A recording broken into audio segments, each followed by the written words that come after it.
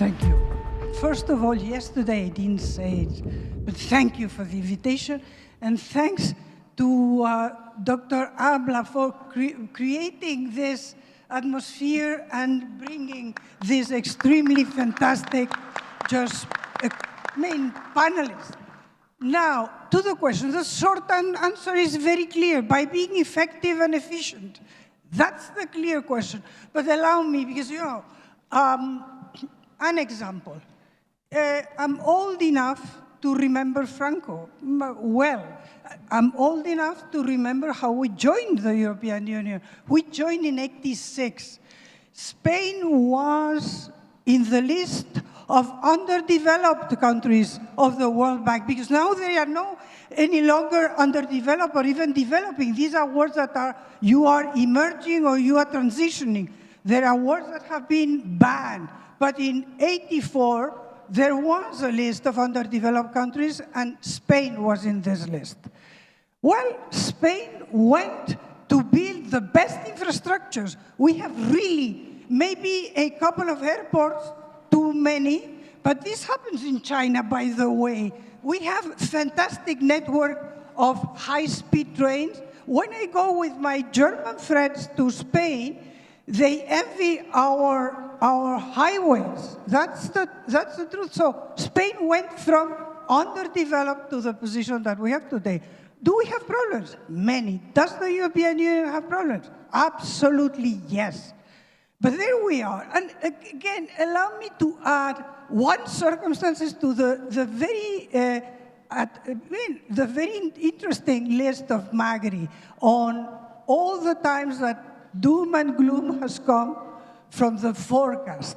When Greece, in 2011, when Greece was in such difficult circumstances, the betting was that the euro will disappear.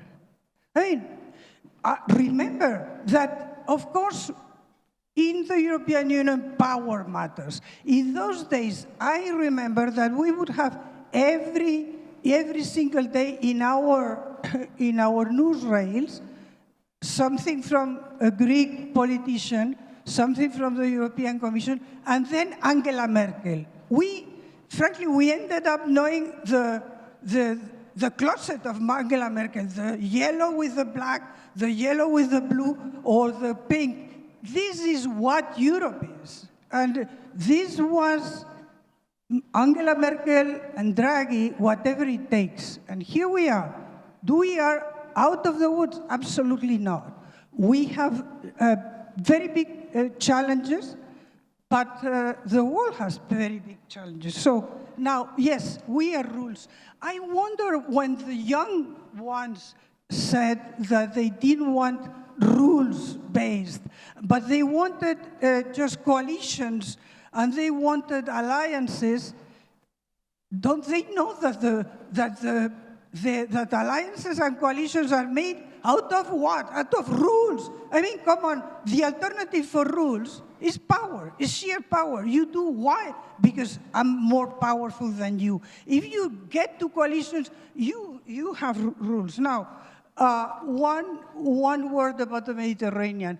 Again, I'm going to reveal another of my past responsibilities. I am one of the mothers of the ill-fated Constitution. I was there. I was part of the Presidium, the 12 that drafted this Constitution that didn't go forward and that ended up being an international treaty. So you know where I am. I think that Europe now, the challenge is get a more federalist interpretation of the treaties, which was what the Constitution wanted. But allow me to speak about the Mediterranean. When Spain joined, the first thing that we said is, this is imbalanced. We have a neighborhood policy towards the east, but we don't have a neighborhood policy towards the Mediterranean. And this is the Barcelona agenda. And frankly, I think it's important to mention, I don't have time, maybe later, to develop, but the Pact for the Mediterranean, this is the new commission has a commissioner for the Mediterranean, a director general that very intelligently, in my opinion, is the Mediterranean plus the Levant plus the Gulf in the Directorate General. And there is this approach of the Mediterranean that just joins what you have said about we have a challenge with immigration, but we cannot relate to the Mediterranean, to the southern border of the Mediterranean, only through this transactionalist approach of immigrants. We need to have a comprehensive strategic, and this was when our issues were very different in '95. So this is a revamped idea of having a partnership with the South. Last word, in the South, your countries are very siloed. The idea, I mean, the idea that it prevails in this kind of cooperation is to have a better link between all the Mediterranean, North and South. And honestly, in this, we count on you. We count on Egypt. There is, you know that the closure of the frontier between Morocco and Algeria just cost the Moroccans and the Algerians 1.5% of the GDP at least. And this is true if you go to Tunisia, you go to Libya, there must be a better interlinking there. I think that this Pact for the Mediterranean is a good way. And I'm looking at former Commissioner Gabriel. One of the challenges of this pact, one of the strengths of this Pact for the Mediterranean is education, is a university, is just going forward in what was fundamental for us, which is the Erasmus Plus, circulation of southern border students in our countries. And our students, I have an assistant that was with Erasmus in Lebanon, and she told me I couldn't go to Egypt, it was in high demand, but I wanted to go to Egypt. So we need to work, but this is partnership. I think that yesterday was said, and I repeat, there has to be a commitment from the South not to see this relationship from the start as unbalanced, as just the North versus the South. This is a new world, and there we are together. Well, I said yesterday that we Europeans, we have to be more realistic. Samir Saran said humble. And I say, I mean, just realistic. We have to know that power has shifted, that the world has changed, and this realism has to prevent us from being patronizing and from being lecturing, which is what we do. The Green Deal is a fantastic example. I joined our Chinese friend Kai that yesterday said that if there is a challenge and something to address in Africa, it's energy. Energy, because energy is prosperity, and that because of the bulging demographics that you still have in general in Africa. But allow me to highlight, and this is related with what you are asking me, to highlight two other aspects where we have to be realistic. I am a lawyer by training, by vocation, by everything. But I disagree with this idea that today we can still speak about the EU regulatory power. There were times in 20 years ago when China would copy our directive on water management or on plastics. I don't know if they applied it, but it was incorporated into their legal system. But today, I think that we have to be very careful with still betting. Things have changed. Piotr has said we need to be realistic to know how to speak power as European Union, not as member states, and defense. Therefore, we need to be more effective. I think that checks and balances should not take the long time they take. We should regulate, yes, but in Brussels, there is the idea that any problem has a regulatory solution. It's not true. And I'm quoting here Draghi. Draghi today is our star.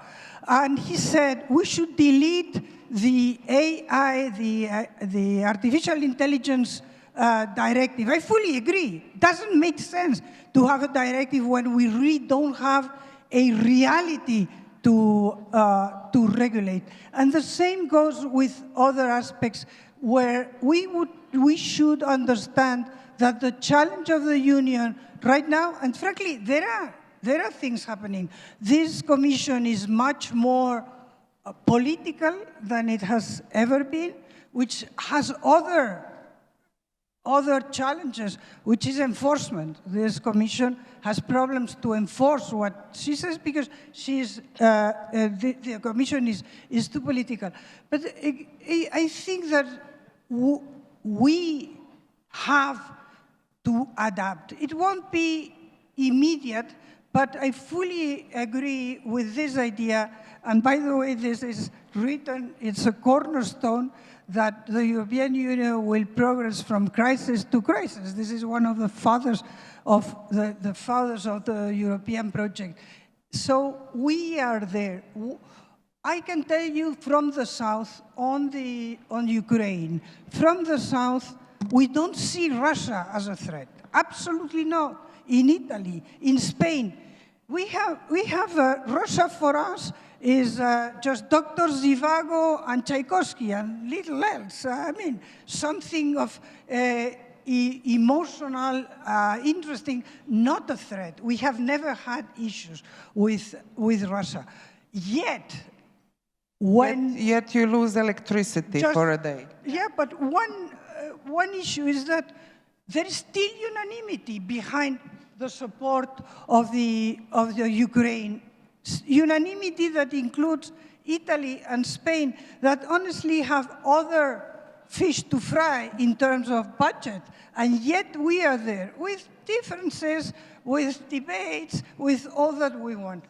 Gaza, and this is my last word. Gaza was a disaster for the European Union. I was in the UN General Assembly, and what highlighted of the European Union was nothing but the fact that there was not a position in Gaza, that we were quarreling among each other, and that there was the French president, the Spanish, the Germans on different sides.